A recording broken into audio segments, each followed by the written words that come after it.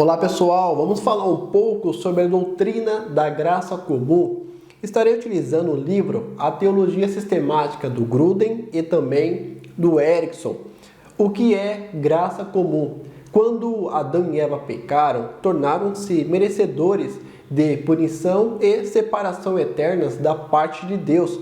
Quando lemos Gênesis capítulo 2, versículo 17, diz: Mas não coma da árvore do conhecimento do bem e do mal, porque no dia em que dela comer, certamente você morrerá. Do mesmo modo, quando os seres humanos hoje pecam, tornam-se sujeitos à ira de Deus e à punição eterna. A Bíblia diz que o salário do pecado é a morte, Romanos 6, versículo 23.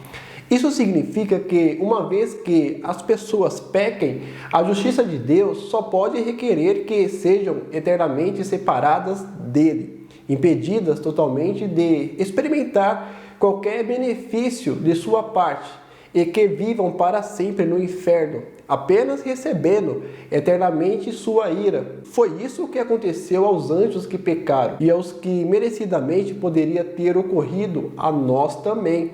2 Pedro, capítulo 2, versículo 4 diz: Pois Deus não poupou os anjos que pecaram, mas os lançou no inferno, prendendo-os em abismos tenebrosos, a fim de serem reservados para o juízo. Mas de fato, Adão e Eva não morreram imediatamente, embora a sentença de morte começasse a produzir efeitos em suas vidas no dia em que pecaram.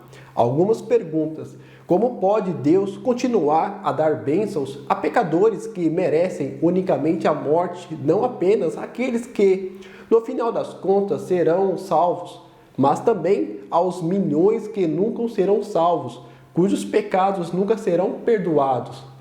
Como é que os não regenerados ainda podem falar a verdade, fazer o bem aos outros e levar vidas exteriormente virtuosas? Como é que a terra dá fruto precioso e abundante, em vez de só produzir espinhos e abrolhos? Em Gênesis capítulo 3, versículo 18 diz: Ela lhe dará espinhos e ervas daninhas, e você terá que alimentar-se das plantas do campo. Que explicação se pode dar dos dons e talentos especiais de que o homem natural é dotado, e do desenvolvimento da ciência e da arte por gente totalmente vazia da nova vida que há em Cristo Jesus? A resposta a essas perguntas é que Deus outorga graça comum. Podemos definir graça comum da seguinte maneira: graça comum é a graça de Deus pela qual Ele dá às pessoas inumeráveis bênçãos, aqueles que não fazem parte da salvação. A palavra comum significa alguma coisa comum a todas as pessoas, não restrita aos crentes. Para a distinção da graça comum e a graça de Deus que conduz as pessoas à salvação, é frequentemente denominada graça salvífica. É claro que quando falamos a respeito da graça comum e da graça salvífica, não há duas classes diferentes de graça no mesmo Deus, mas apenas que a graça de Deus se manifesta no mundo de duas maneiras diferentes.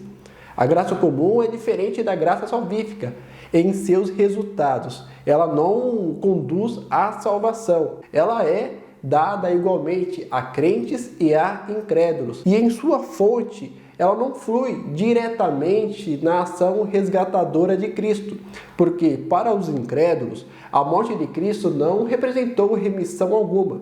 Portanto, tampouco eles se tornaram merecedores das bênçãos da graça comum. Entretanto, sobre esse último ponto é necessário dizer que a graça comum flui indiretamente da obra redentora de Cristo, visto que Deus não julgou o mundo imediatamente quando o pecado se introduziu, porque Ele planejou finalmente salvar alguns pecadores através da morte do seu Filho. Agora que entendemos um pouco sobre a graça comum, no próximo vídeo vamos falar sobre a graça comum no reino físico.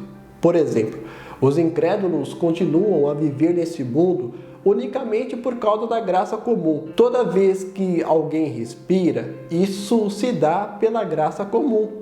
Você gostou? Se inscreva no meu canal, ative o sino para receber as notificações. Até o próximo vídeo.